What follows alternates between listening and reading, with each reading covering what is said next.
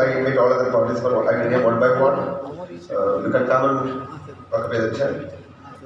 Dr.Raziya Parvin, D. Sita Lakshmi, R. Vadivelu, Raja Dilingam Sridharan, and Gurusami Mayur. I kindly, and also Madam Professor Indra Ma'am, Department of History, Osmania University. We welcome you back, all of the representatives to come and occupy the chair. Let me call upon Jayadishwaran and Uday Chandra. Good afternoon, all of you. I am Jayadishwaran from Sri Lanka. Thank you, sir. Thank you. Thank you, sir. Now I would like to call upon Dr.Raziya Parvin, who is going to speak about AI and global best practice leverage digital innovative for women, rights and gender equity in India. Good afternoon, distinguished guests, and I would like to give my thanks to the organizers for giving me an opportunity to present the paper on the artificial intelligence. We are here sitting with different sort of intelligence, and there is a very high competitor in the modern world. That is the artificial intelligence. I don't know whether we all accept for it or we have to undergo it. So that made me to select the topic with the title Artificial Intelligence and Global Best Practices, Leveraging the Digital Innovations for Women's Rights and Gender Equity in India. Today, we stand at the intersection of technology and social transformation, discussing how artificial intelligence and digital tools can address gender inequalities and empower women in India, which we are speaking from the 6th five-year plan onwards. The women empowerment, the concept has got its importance since the 8th five-year plan, and we have 2 national policies on that as well. And India has made the significant progress in leveraging technology for social good, as the central government states that Digital India. But there is much more to achieve. And let me set the context for our discussion. Actually, the 3 stages are there in my paper. The first, the key point is, as usual, the gender inequalities, which has got its own social norms and systematic barriers. We all studied all these sorts. Women's studies, when we study the subject itself, we say the patriarchal dominance and other things, particularly among the rural and marginalized communities. So, how this artificial intelligence, the potential of artificial intelligence is being used, because as far as India is concerned as well, the National Crime Record Bureau states that the violence against women is increasing every now and then. And we do witness lots and lots of cases, and it is going on and on. So how this artificial intelligence combat the violence to promote the economic empowerment of women with the help of the digital tools as well, because it acts as a transformative forces, because we do have the cell phone in hand always, because it has become our soul life these days. காலேஜில் பசங்கள்கிட்ட ஃபோனை பிடிக்கிட்டா கண்ணிலேருந்து கண்ணு, நயகரா பீச்சிலெல்லாம் தண்ணி கொட்டாது, கண்ணுலேருந்து கொட்டும் பாருங்க, பயங்கரமாக கொட்டும். அது என்னமோ உயிரே போன மாதிரி ஆகிடும் ஃபோனை மட்டும் பிடிக்கிட்டோன்னா. So it has become the part and parcel மாதிரி soul of life. Yeah? So here I just want to say about the few projects of the Government of India, like the SHOR, SHOR, then Safecity, because I don't know whether you people have heard, especially the women, the young women who are sitting down here, you have to know all these things. What sorts of digital tools are available? How can you safety yourself? That is, you have to protect yourself. Because these days, the society is not able to protect anybody. You have to protect yourself with the help of the artificial intelligence or the digital technology. So the blockchain self-help groups are enabling the financial independence for rural women as well. So now just we have to explore these innovations and their impact in detail. Because of the time constraints, I cannot give a full picture of what is available in India, but I can just highlight certain things, and you can go and search in your Google, and you have to get aware of yourself. So that இப்போ இங்கே வந்து the காவலன் ஆப்லாம் இருக்கு. I don't know how many people knew all these things, because it is a you have to keep it in your phone. Like one of the other apps, you have to keep it because it has got its GPS. When we don't know at what time we'll get stuck in somewhere else. Similarly, when you're going out of station and coming back late at night during that time and all, that will be very helpful. So the digital innovations, the artificial intelligence and the digital innovations, the point number one is combating violence against women, because these projects I said, no, the SHOR Project, that it predicts the domestic violence hotspots, enabling the targeted interventions. So the police department are keeping all the cameras and all, right? It is the higher end of that. Then the platforms like Safecity, My Safetipin leverage, crowdsource the safety data, the cloud storage, that safety data to improve the urban planning and advocate for safer public places. But that is possible as far as our country is concerned. That is, everything is possible in the urban areas, but we are lacking in the rural areas. That is the problem. So there lies the trouble. There lies the practical imperfections or whatever it is. So the point.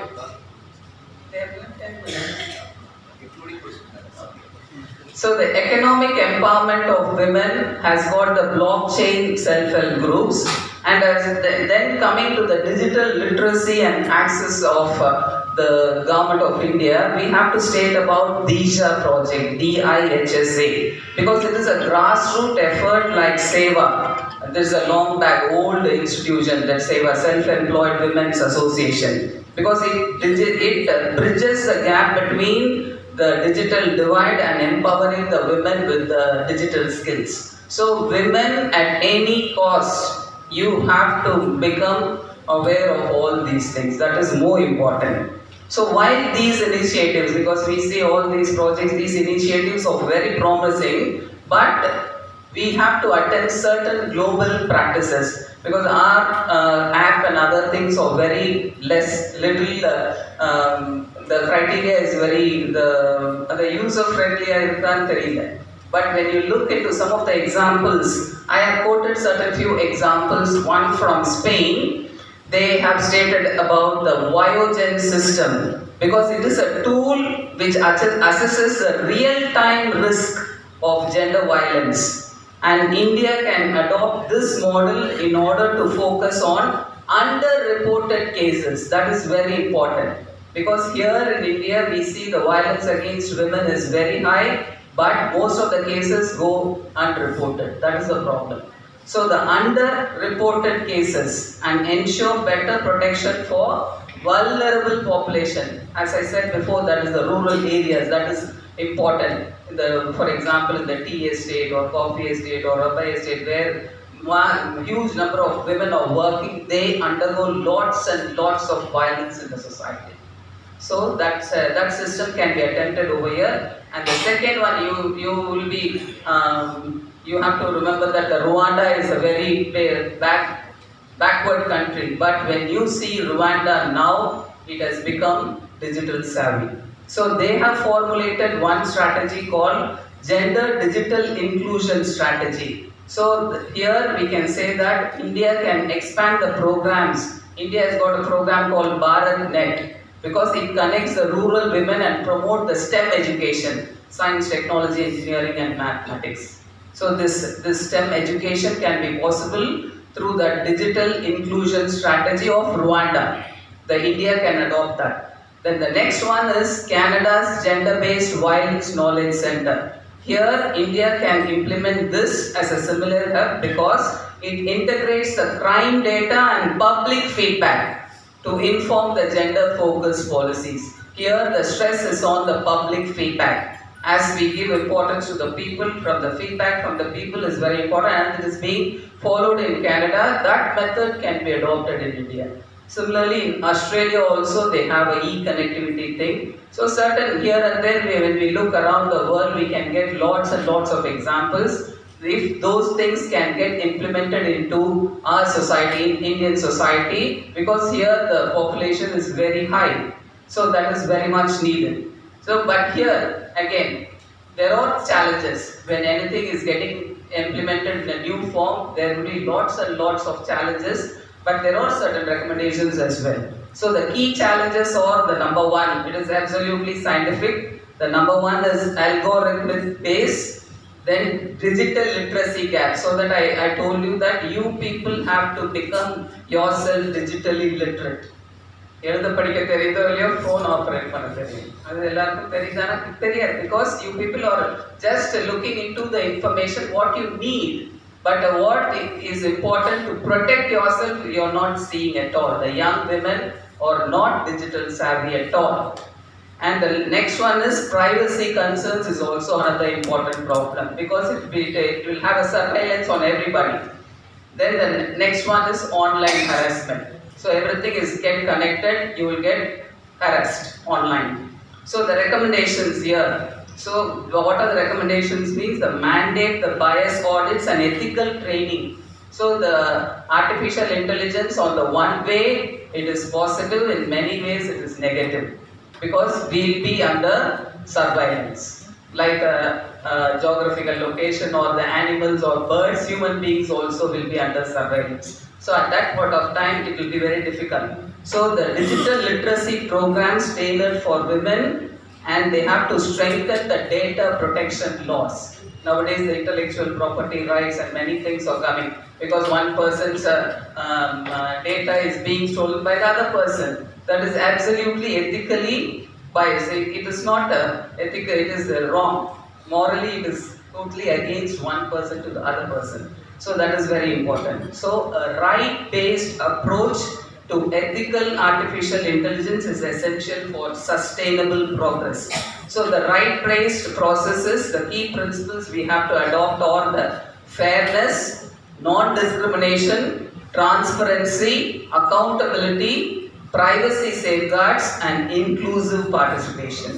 So coming to the conclusion, the artificial intelligence and the digital technologies are dismantling barriers and create new opportunities for women. Even though it has got its own negative points, if it is used in a proper manner, the women will be safe.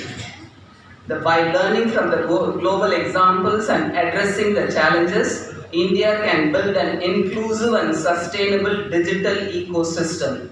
So, as a conference delegate, let us advocate for the policies and the partnership that prioritize fairness, transparency and inclusivity. Today we can ensure that technology becomes a powerful ally in advancing the gender equity and human rights. So I am concluding like this: the artificial intelligence can be used for the gender equity in the society. Digit all, that is equivalent to the empowerment of women. So that is the concept of the UNO last year, 2023. So thank you very much for your attention, and I look forward to your questions and insights as we collectively envision a more equitable future. Thank you very much. Thank you so much for that.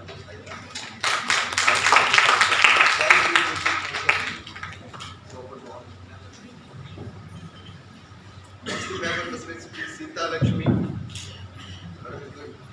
Sita Lakshmi. Next, I would like to call upon our Vadivel. Next person is Rajatilagam Sridharan. Next, I would like to call upon Guru Swami Mayilvaganam. Sir is going to speak. You can come to the Sir is going to speak for Chidambaram Pillai, the first Indian to raise voice for the rights of the prisoners. இரட்டை ஆயுள் தண்டனை பெற்று தீவாந்திர தண்டனை இரட்டை ஆயுள் தண்டனை பெற்ற ஒரு சிறை கைதியாக இருந்த ஒருவர் சிறை கைதிகளின் உரிமைக்காக கோர்ட்டிலே வந்து நீதிமன்றத்தில் பேசியிருக்கிறார், வாதாடி இருக்கிறாருங்கிற ஒரு மறந்து இருக்கிற ஒரு விஷயத்தை நினைவு கூறுவதற்காக இந்த சிறப்பினை பேச வந்திருக்கிறேன். உங்களுக்கு எனக்கு தெரியும், கோபம் சிதம்பரத்திலே ஓட்டப்பிராணத்தில் பிறந்தவர். திருச்சியிலே 2ஆம் நிலை பீடிஎஸ் தோழி வழக்கறிஞர் படிப்பை முடிச்சுவிட்டு இந்த விஷயம் இது முதலாக 1908 கோயம்புத்தூரில் சிறை கைதிகளுக்கு உரிமைக்காக போராடிய கோபம் சிதம்பரத்தில் இருக்கிற அந்த வரலாறை நாம் இந்த நேரத்தில் நினைவு கூற வேண்டும் என்பதற்காக அவரை சொல்வதற்கு ரொம்ப நன்றி.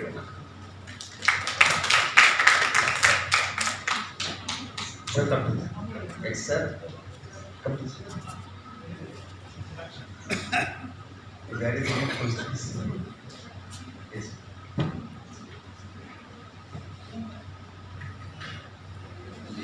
Questions about the Chidambaram Pillai, the rights of the prisoner. He is the first person who has raised the voice against the atrocities, but he got asked any questions.